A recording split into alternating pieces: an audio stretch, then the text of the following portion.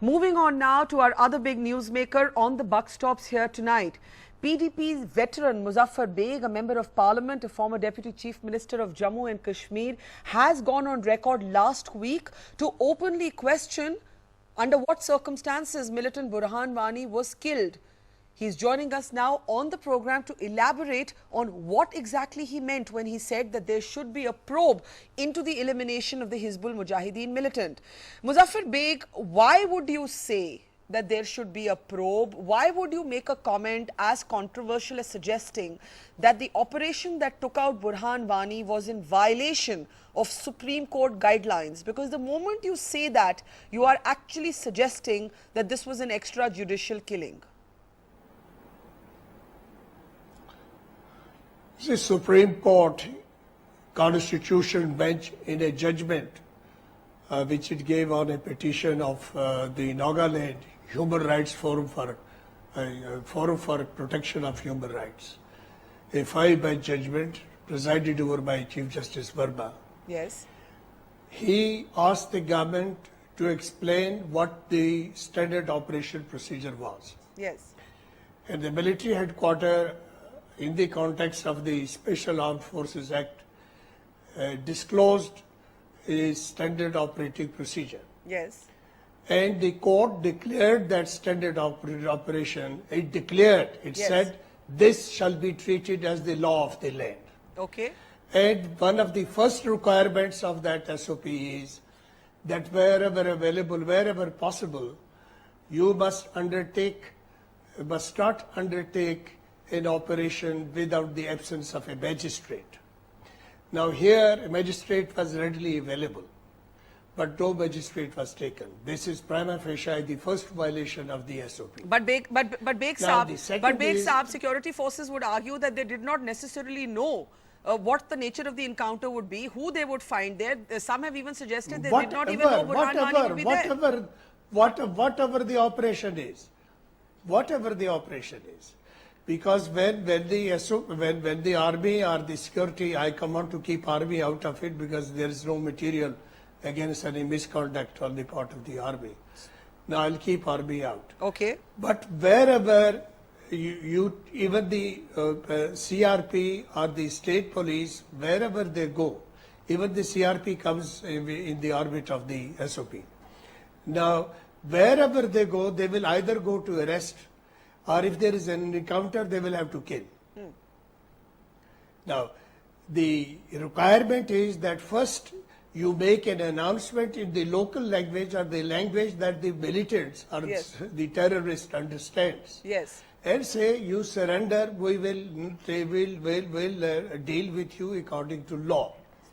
If they refuse, then use tear gas and other means to flush out a terrorist or to surrender, make him surrender. Okay. If he still refuses, then in presence of the elders of the neighborhood, the civilian population, you give a warning that you will open fire. If still they retaliate and they open fire, you retaliate by targeting the lower limbs of the body. Now, if you read the newspapers of the day, there are different statements given by different agencies who were involved in this operation. The SSP of the local police force says that there was no retaliation, that there was no gunfire from the other side. If that be so, the killing prima facie appears to be suspect. Now, on principle, Baig Sahab, I have to interrupt you there. Sir, I have to interrupt you there because in the ICU at the army base hospital is actually a constable who was injured grievously in this encounter. So when you say there was no firing from the other side, that is simply not true, because according to the army, at its base hospital, there is an injured soldier. I was not an eyewitness. Listen to me. Yes. Listen, don't misquote me. I am quoting SSP. I was not an eyewitness. Okay. I am quoting an SSP who says there was no retaliation. Okay. Now, if there are two versions, or if the statement is contrary to facts on the ground, we have to find out why the statement was made by this SSP. We have to find out what was the position. Now, on moral principles, if there is a choice between making a person surrender, even if you have to wait for a day or 2 days, as it happened in an encounter last year near Srinagar. There were 2 militants and the encounter lasted for 36 hours. When they refused to surrender, it kept on firing and hurt injuries, then that building was blasted. Yes. And in this case, the statement is that the operation was completed in 3.5 minutes. Prima facie, those people had come out without firing, and the firing was from this side and death took place. If this is wrong, yes, it is necessary that the inquiry should establish it so that no doubt, no misgiving is entertained by the common people of Kashmir that this was not a proper operation. Baig Saab, are you suggesting that A, there have been contradictory accounts of the encounter, and B, from what you've been able to gather thus far, you are actually saying that this encounter was an extrajudicial killing in violation of law laid down by the Supreme Court? Is that the argument you're actually making? In a judgment that came about last week, you must have read that judgment of the Supreme Court, which relied on and confirmed the earlier judgments. That judgment I find is a very strongly worded. If I were in place of perhaps those judges, I would not have used that kind of language. Yes. They say wherever there has been a violation, yes, of the standard operating procedure, yes, it will be treated as an extrajudicial killing. Number one.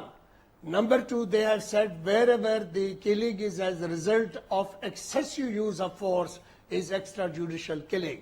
I will not walk the whole mile, but this is the law.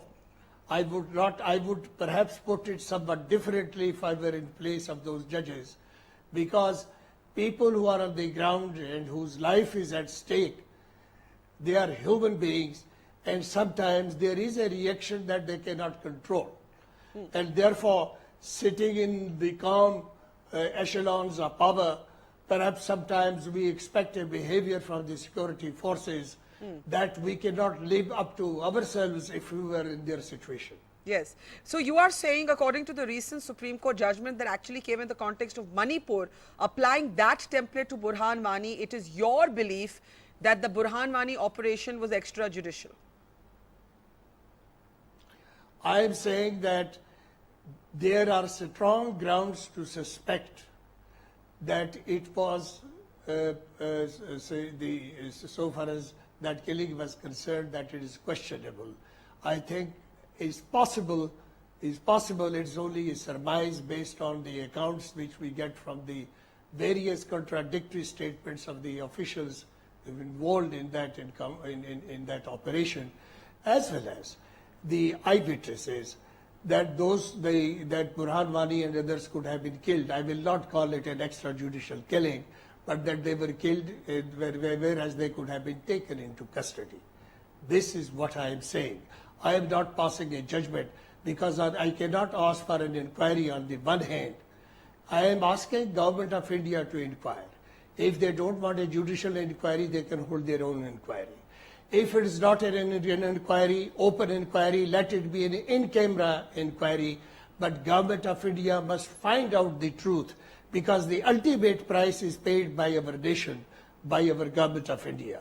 In the world public opinion, and the opinion of many people in this country, it is Government of India which is made answerable, even if the mistake is committed by some official or by state government. May I just read out to you a statement that came from the Northern Army Command? Because you said I want to leave the army out of this. You're really focusing on the Jammu and Kashmir police. But this is the statement from the Northern Army Command. The operation, they're talking about the Burhan Wani operation. The operation was genuine and well conceived. The operation was surgically executed with great precision and minimum collateral damage. 3 terrorists were killed, 3 AK-47s, over 300 rounds of ammunition were recovered. 1 policeman was injured in the firing. At a time when calm is needed, request all not to provide fuel to rumor mills. How would you respond to the charge that you are providing fuel to rumor mills, given the army statement, sir? Now, in that case, the SSP, who is quoted verbatim by Greater Kashmir on that day, then that person is doing the damage. I am not doing the damage. I am a bona fide reader of various newspapers, and on the basis of which there are contradictory statements, number one. Number two, when I talk about excessive use of force, I am not talking about the operation against Burhan and his two companions. I am talking about the injury which was caused to about 2,000 people in a single day operation. It is in that context that you use the phrase excessive use of force. 140 people who have lost their eyesight or reproductive organs, about 1,980 or odd people who, according to the statement of the Home Minister yesterday in Rajya Sabha, were injured, Yes. and about 40 odd deaths in a single day operation. It has never happened in independent India, and I hope it will never happen again in independent India. May I just ask you, you have also said that Mehbooba Mufti, the Chief Minister, was not in the know of the operation, thereby suggesting that had she been in the know, she would not have given her consent to the security forces to eliminate Burhan Wani. The security forces could argue that they should not need their orders on this from any politician, the Chief Minister or anybody else. They have to be free to make that assessment on their own. Number one, I cannot speculate what the Chief Minister would have done. Kindly make a distinction between a politician and a ordinary politician like myself, and a person who doesn't have the responsibility of governance, and between a Chief Minister and Home Minister who is directly responsible and is the head of the security command, okay, which includes Army, CRP, BSF. Now, don't say that an ordinary politician should not interfere. In AFSA and rule of law, you have to seek the permission of a magistrate. You must have the permission of the political head of the government, whether it is government of India or government of the state. And you're saying she did not give that permission. And you're saying, sir, that she did not give that permission. I'm saying that she might have given the permission or not, I can't speculate. But certainly, she would have drawn up a contingency plan. If an arrest takes place or a death takes place, she would have instructed police to sanitize the area, not allow the dead body to remain unburied for 22 or 24 hours. She would have imposed curfew in that entire South Kashmir so that a lakh of people or 10,000 or 2 lakh people would not have assembled, as a result of which the encounter took place between the civilian population on the one hand and the armed forces on the other. Now, number one. Number two, this Burhan was always on the radar. Police claims that they were monitoring his telephone calls every single day. That on that day also they had monitored his calls, and he had made 3 calls before he was killed. So therefore, if a person is available, you can trace him, you can get him anytime you want. Then the timing would be a political decision. Yatra is on. Tourism system is, tourist season is at its apex. There is talk of return of Kashmiri Pandits. There is a good feeling because of the victory of Mehbooba in the election, yes, which endorsed the sort of alliance between BJP and PDP. Yes. In this climate, you cannot destroy everything when you can arrest this man, or you can have an encounter with him, or you can kill him at another time which is more appropriate, more so when the police claims that they were aware of his each movement and each conversation. One last question to you, Muzaffar Baig. You also said that there's inter-rivalry between security officers in the state, and that rivalry has actually ended up betraying Mehbooba Mufti. What kind of rivalry are you talking about? What kind of competition are you talking about? And what is the betrayal? This is my last question, sir. Betrayal is not consulting the Chief Minister, who after all is on the firing line. She is the head of a government with BJP. It is a difficult alliance. One has to walk very carefully to make this alliance a success. Now, that is a betrayal. Now, who are the officers who are involved? Do you think I am so irresponsible that I will make it public? Because they will be lynched by the mob. If there is a But what were they competing for? investigation What were they competing and for? inquiry What were they competing for, Mr. Baig, according to you? What is this rivalry? I will not go into it. The police business has become a business is a business rather than police business. So that's the hint that I will give you. I will not diverge details because that will result in demoralization of the entire police force. Whereas the entire taken as a whole, like Army, like CRP, J&K police is a very patriotic and disciplined force. There are a few rotten eggs, so I am not going to get into the details to demoralize the entire police force, for which we should be proud. So, Baig Sahab, when you say policing has become a business, you're actually suggesting a financial angle here. Is that your insinuation? I am suggesting all kind of angles. I will not go beyond that. Well, you know, General Jaswal has been listening to your entire interview. He's been former Northern Army Commander Muzaffar Baig. You've asked for a probe. I know he's been listening very carefully. General Jaswal, would you like to say anything to what you've heard Muzaffar Baig saying so far? I know you'd perhaps no, be... I salute. Yeah. I salute to the commander. I will just give you an example. Yes. It will take half a minute. Yes. When I was in the government, in my area, there is a village called Darwa. 2 innocent people were killed of the mosque. Yes. At night, the father, who was an imam, and his son, they were coming out of the mosque. Yes. There was army cordon. Yes. They said halt. Those people did not even understand the meaning of the word halt. You know, stop. Yes. So they kept on walking and they were killed. When that time General Pitanka was the commander of the forces in Kashmir Valley, he suggested that we should go and visit that place. We went in a helicopter. Neither he nor I had made any security arrangements. When we landed at about 2 kilometers away from this village, we discovered that neither police was there nor army to escort us. He turned to me and said, "Do you believe your people?" I said, "Do you believe your people? Because they are equally your people." He said, "Yes." So we went without any escort. We went to the family. They were surprised that we went there without any escort. They were surprised. They were kind of shocked. Now, he sat in a room, mud plastered room, where there was no carpet, there was no cloth, nothing. Yes. He sat in that room, so did I. The father of the family came, and this poor commander, a man of great honor, he just, folded his hands and bowed his head, and he said, "Forgive us. An error has been committed. I remember this. We will do whatever I actually you remember think this. I will actually be remember able." General Patanka. And the result was that for 1 year there was no attack on any army convoy, or there was no confrontation with army. Now, Baig Sahab, that is the healing touch that the high commanders of the Indian Army are capable of, and they provide.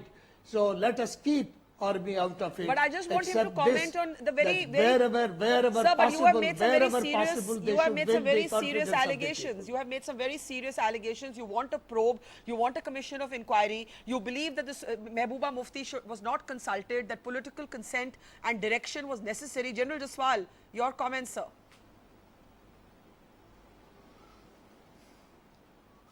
Barkha, I have lots and lots of comments on this.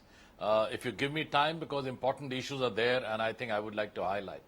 Muzaffar Saab, Adavarze, I have personal contact with Muzaffar Saab, I know him very well. First of all, let me clarify a couple of things. You see, the Chief Minister is definitely not to be informed of all operations or anything. The Chief Minister, she controls all the forces that are deployed in terms of discussion of conceptual issues. Okay.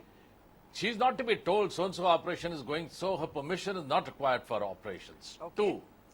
So Now, he as agrees far as with me SOPs that she are was not concerned, informed. SOPs I have nothing are more to say. guidelines. No, I don't want to get into debate with the Army General. No, I'm not I'm saying. sorry, I have I'm all not respect saying. for him and the No, Army. please, But I know what the operations are. I don't want to get into debate. Thank you very much, and I am out. All right, Muzaffar Baig, we'll continue to just get reactions to what you've said. General Jaswal, please continue. Yeah. Now, secondly, the SOPs are guidelines. In operations, every second there is a different situation. The guidelines are to be followed. Yes. It is very easy to say that no, when you under fire, you take position, you retaliate, you only hit him in so-and-so place. Sorry. When the firing is going on, you're doing snap shooting. It's extremely difficult. When a man is armed and he is firing, you have the right to shoot him, even to the extent of causing him death as per Section 4 in self-protection and carrying out your duty. Yes. Third, I'm appalled to hear that a magistrate is required to accompany all operations. I think that's, for internal security, different thing, where crowd control, etc. is there. Operations in difficult areas, you think a magistrate is going to be available? No way.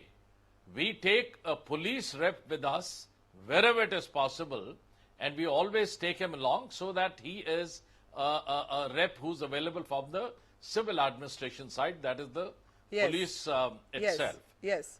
Third, excessive force. It is a relative term. Excessive force is a relative term. I am telling you, I'm a national shooter myself. A shotgun 9mm pellet is equivalent to a mustard seed. If in case these people are throwing stones, attacking the police people with stones, projectiles, being delivered at 100 km speed, they are more lethal than a 9mm pellet. Yes, a 9mm shot fired from 10 yards, it's over devastating. 100 It's young highly people lethal. have been blinded. But when it is fired at 40 yards... Sir, on pellets. I will I'm come back to coming the to it. encounter, but I'm on coming the to it. pellet guns, on the pellet guns, coming. either we need to fire them from a different distance or we need a different security protocol, because the fact is that an Indian state cannot be blinding, No. cannot be blinding its own people, sir. Over 100 people have been blinded, sir. Many of them are between the age of 16 and 18. I will explain that. I feel very sorry for them, and I will explain you why this has happened. Not a pellet gun, it's called a shotgun actually. Yes. People are using it wrongly. Yes. If you see, when you fire, there are about 400 pellets, there's a spread in it, right? Now, it all depends, the spread depends whether it's a choke barrel or a cylinder barrel. Yes. It forms at 40 yards, 30-inch circle, 60% go into that and 40% go out. The solution is that it should be fired at the knees so that the spread doesn't go beyond this. But even if he is fired at the knee, I'm not saying that that is happening.